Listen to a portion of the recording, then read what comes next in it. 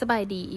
คลิปนี้จะมาสอนเกี่ยวกับการโอนเงินเข้า Binance คลิกเข้า3ขีดนี้กดเข้า Transaction หรือว่าธุรกรรมก่อนอื่นหมดเราต้องย้ายจาก Live Wallet ไป Main Wallet คลิกเข้า Transfer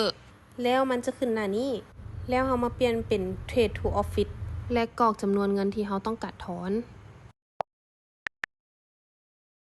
รอถ่ายมันขึ้น Success ขั้นตอนนี้เงินเข้า Main Wallet แล้วให้เราคลิกเข้า Withdraw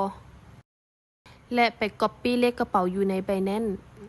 และเราเฮ็ดคือเก่าเลยคลิกเข้า USDT นี้แต่เข้าคำว่า Deposit และเลือก BEP 20หลังจากนั้นเรา Copy เลขกระเป๋า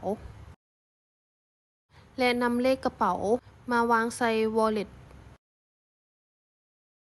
ช่องนี้แม่นให้ใส่จำนวนเงินที่เราจะต้องถอน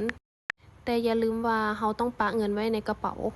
$1อันสุดท้ายคือใส่รหัสผ่านของเราเองหลังจากนั้นคลิก Withdraw และรอถ่ายมันขึ้น Success ถือว่าเป็นการโอนเข้า Binance สำเร็จและเงินจะเข้าช้าเข้าไวมันขึ้นน้ำบางมือเด้อ